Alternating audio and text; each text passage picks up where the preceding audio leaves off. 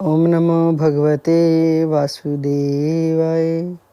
श्रीमद् भागवत महापुराण के द्वितीय खंड के 10वें स्कंद का 76वां अध्याय पढ़ रही हूँ। शाल्व के साथ यादवों का युद्ध। श्री सुखदेव जी कहते हैं, परीक्षित, अब मनुष्य की सी लीला करने वाले भगवान श्री कृष्ण का एक और भी अद्भुत चरित्र सुनो। इसमें ये बताया जाएगा कि सौभ नामक विमान का अधिपति शाल्व किस प्रकार भगवान के हाथ से मारा गया।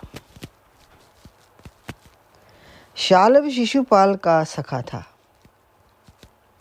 और रुक्मिणी के विवाह के अवसर पर बारात में शिशुपाल की ओर से आया हुआ था। उस समय यदुवंशियों ने युद्ध में जरासंध आदि के साथ साथ शाल्व को भी जीत लिया था। उस दिन सब राजाओं के सामने शाल्व ने यह प्रतिज्ञा की थी कि मैं पृथ्वी से यदुवंशियों को मिटाकर छोड़ूंगा। सब लोग मेरा बल पौरुष देखेंगे। परीक्षित, मूढ़ शाल्व ने इस प्रकार प्रतिज्ञा करके देवादिदेव भगवान पशुपति की आराधना प्रारंभ की। वे उन दिन में केवल एक बार मुट्ठी भर राख फांक लिया करता था। यूं तो पार्वती पति भगवान शंकर आशुतोष हैं,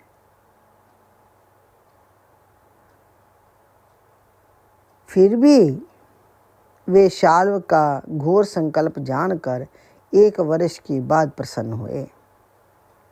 उन्होंने अपने शरणागत शाल्व से वर मांगने के लिए कहा।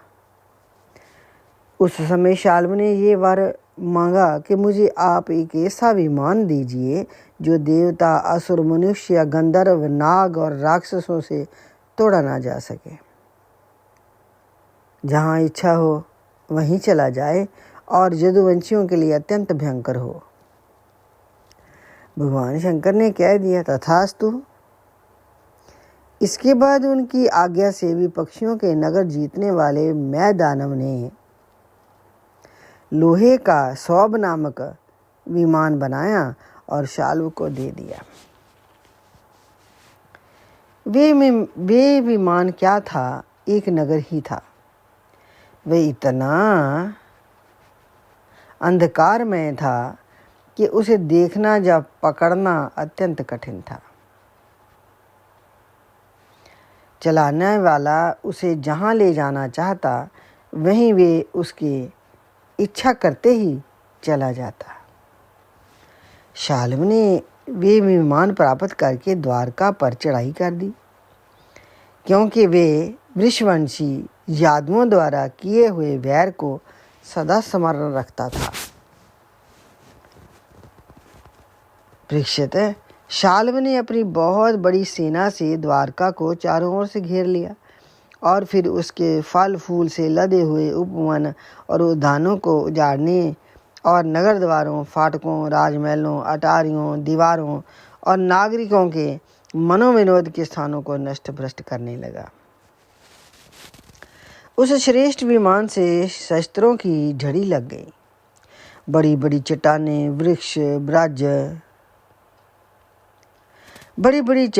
वृक्ष, वज्र, सर्प और औले बरसने लगे। बड़े जोर का बवंडर उठ खड़ा हुआ। चारों ओर धूल ही धूल छा गई। प्राचीन काल में जैसे त्रिपुरासुर ने सारी पृथ्वी को पीड़ित कर रखा था, वैसे ही शाल्व के विमान ने द्वारकापुरी को अत्यंत पीड़ित कर दिया। वहाँ के नर नारियों को कहीं एक क्षण के लिए भी शांति न मिलती थी। परम यशस्वी वीर भगवान प्रद्युम्न ने देखा कि हमारी प्रजा को बड़ा कष्ट हो रहा है। तब उन्होंने रथ पर सवार होकर सबको ढांढस बंधाया और कहा कि डरो मत। उनके पीछे पीछे सातकी, चारुदेशन, सांब भाइयों के साथ अक्रूर, कृतवर्मा,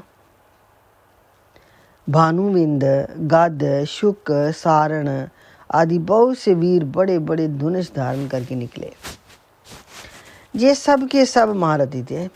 सबने कवच पहन रखे थे और सबकी रक्षा के लिए बहुत से रथ, हाथी, घोड़े तथा पैदल सेना साथ साथ चल रही थी।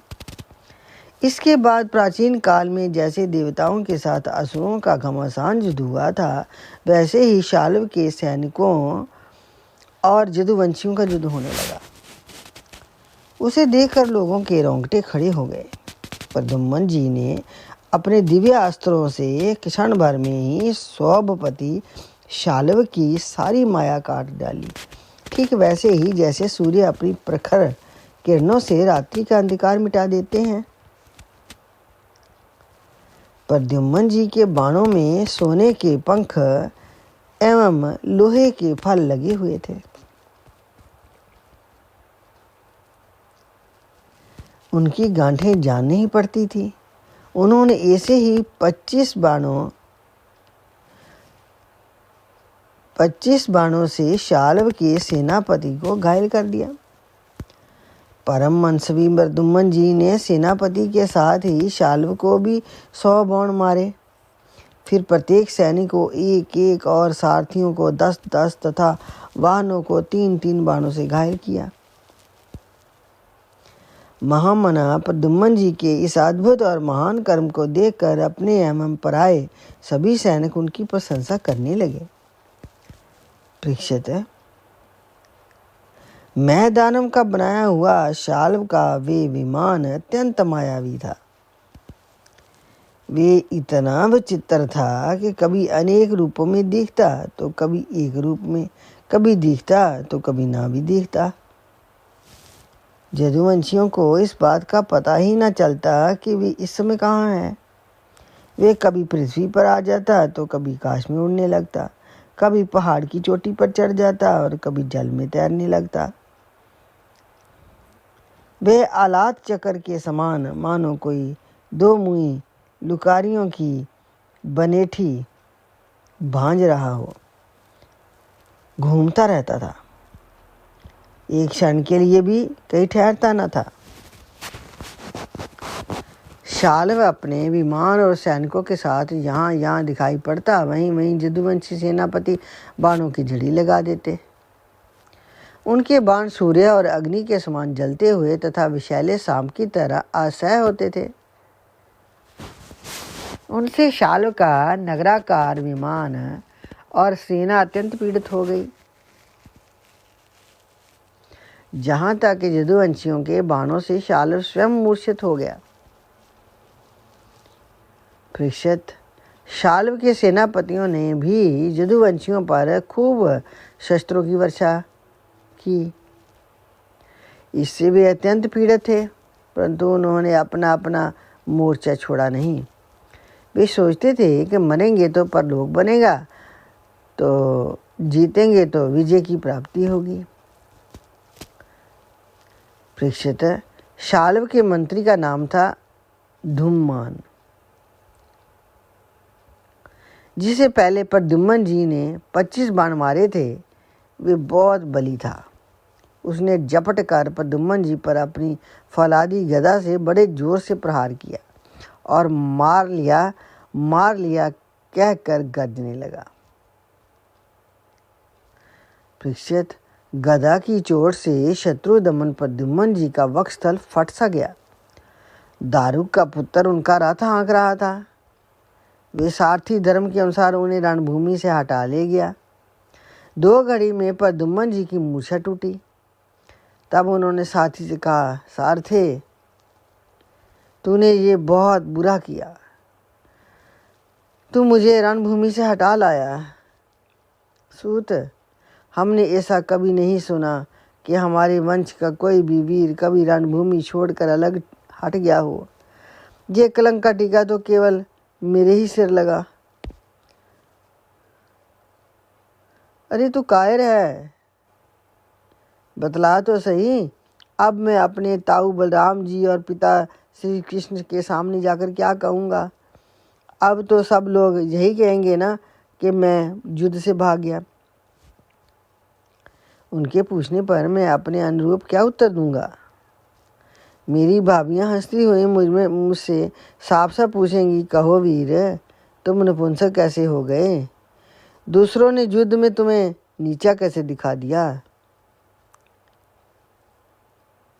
सारथी, अवश्य ही तुमने मुझे रणभूमि से भगाकर अपराध किया है। सारथी ने कहा, आयुष्मान भव। मैंने जो कुछ किया है सारथी का धर्म समझकर ही किया है। मेरे समर्थ स्वामी, युद्ध का ऐसा धर्म है कि संकट पड़ने पर सारथी रथी की रक्षा कर ले और रथी सारथी की। धर्म को समझते हुए मैंने आपको रणभूमि से हटाया है। शत्रु ने आप पर गदा का प्रहार किया था, जिससे आप मूर्छित हो गए थे, बड़े संकट में थे, इसी से मुझे ऐसे करना पड़ा। यदि श्रीमद् भागवत महापुराण के द्वितीय खंड के 10वें स्कंद का 76 अध्याय संपूर्ण। श्रीमद् भागवत महापुराण की आरती। आरती अति पावन पुराण की, धर्म भक्ति विज्ञान खान की। महापुराण भागवत निर्मल, शुकमुख विगलित निगम कल्प फल। परमानंद सुधा रसमय कल, लीला रति रस रस निधान की। आरती अति पावन पुराण की। कलिमलि मथनी त्रिताप निवारणी, जन्म मृत्यु में भव भय हारणी। सेवत सतत सकल सुख कारणी, सुम औषधि हरि चरित गान की। आरती अति पावन पुराण की। विषय विलास विमोह विनाशिनी, विमल विराग विवेक विकासिनी। भगवत तत्व रहस प्रकाशिनी, परम ज्योति परमात्म ज्ञान की। आरती अति पावन पुराण की। परमहंस मुनि मन उल्लासिनी, रस हृदय रस रास विलासिनी। भोक्ति मुक्ति रति प्रेम सुदासिनी, कथाय किंचन प्रिय सुजान की। आरती अति पावन पुराण की, धर्म भक्ति विज्ञान खान की। ओम नमो भगवते वासुदेवाय।